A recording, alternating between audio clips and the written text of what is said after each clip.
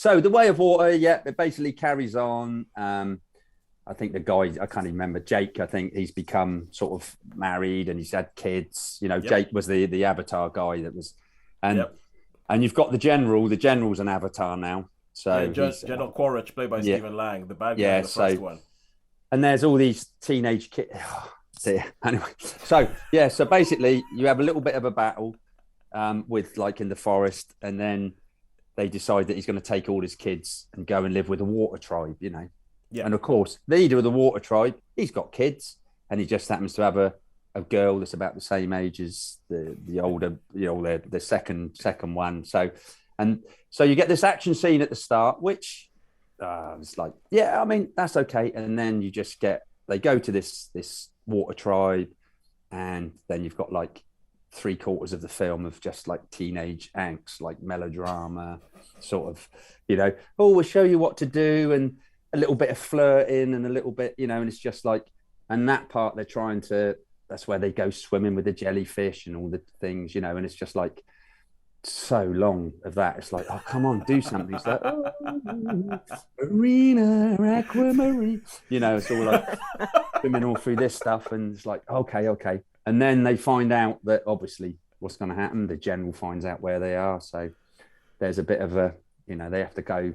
They got this big whaling ship. Basically, it's like whales. You know, there's like a whaling ship. They have to capture these big whales for the makes the money because they yeah. So yeah, and then Okay, right. so essentially, you're saying plot. You don't Plot, care. plot, plot. Yeah, I don't care. I don't care. Not plot. There was no.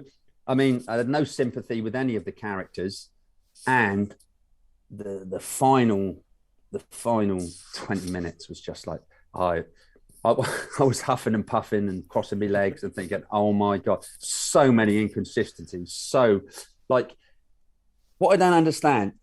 Okay, but So, this. so okay. So, let me Uh, just say something for anybody who's listening to this for the first time, and anybody who isn't used to isn't used to our foibles when it comes to things.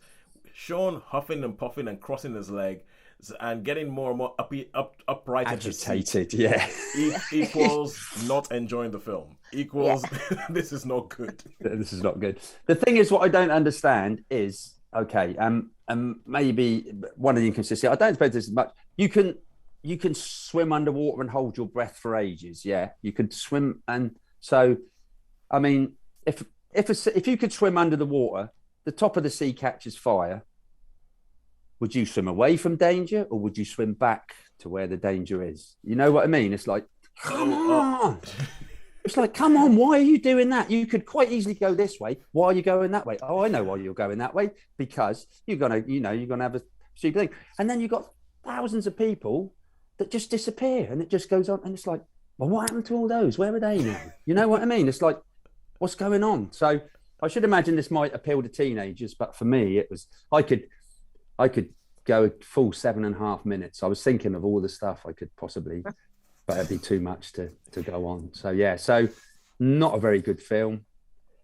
Long, really long, really sort of teenage angsty in the middle. The acting was pretty poor, really, to be honest with you, or in my opinion. And yeah, so you've made a wise choice, people. You've made a super super wise choice not to go and see this movie. the thing, and another thing. Okay, to add to my rant from the last time of why I don't want to. Part of why I don't want to is like this film is being positioned as a go see this film and save our cinemas. The fact that it's pretty much the only film. I mean, apart from this and Matilda the musical, only film that you could find in the cinema to watch over Christmas. Apart from like only new film, and yeah, I'm just going to come in here. We're talking about that. Is that I was talking about this at work today with someone, and the chat popped up, and he said, "Oh, did you see Puss in Boots? It's got much better raves and much better, much higher on the thing than Avatar." I thought, oh right, okay, that sums it up. Well, it's just kind of like it's just there's a bit of things where they're trying to position it as go save our cinemas because if you don't go watch this film, then oh my god, if Avatar's not going to make any money, then maybe we're not going to release other films in the cinema, then maybe cinemas will die, and I think everything about this film just feels so cynical to me. It feels so cynical. It feels like it's been made well, first and foremost, to make money. To make And money, yeah. the thing is, and as I said, the technical aspects of it, I'm sure is going to be technically excellent. And until you get humans and the Navi in the same space, I'm sure it's going to be technically excellent. But I don't like once you say James Cameron's written the story. I don't think he's good at writing stories. I don't think that No. there's going to be much in there. It's going to be really, really simple, and it's going to be a very simple story stretched over way too long.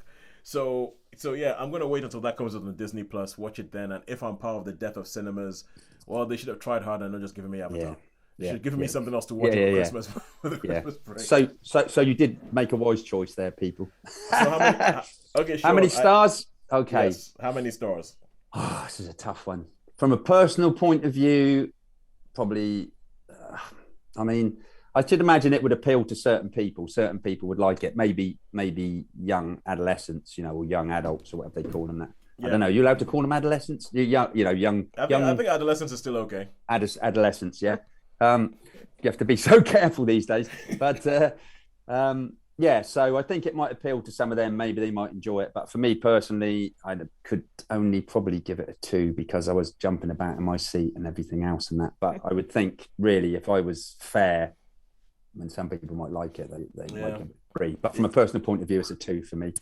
I feel like this is a film that if there's anybody who loved the first Avatar, they would love this, and I think not even that they would. I don't even feel like they. I'm not even sure that they would actually love it. They would just be like, it's become almost like a religious thing. It's become almost like a cult. It's like political parties in the States. We are the Avatar party, therefore everything that happens in Avatar is amazing. 5 stars. It's funny you should say this because I spoke to Joe because Joe went to see this with his lad, and even he was like, "Well, yeah, I had some issues with it." So Okay. So yeah. Okay, all right. If Joe, our good friend Joe Briscoe, if Joe is saying that's I feel like that's a damning indictment. Yeah. I feel like that's a damning indictment. Okay, cool. So we'll give 2 stars to Avatar, our sole representative in the cinema this week.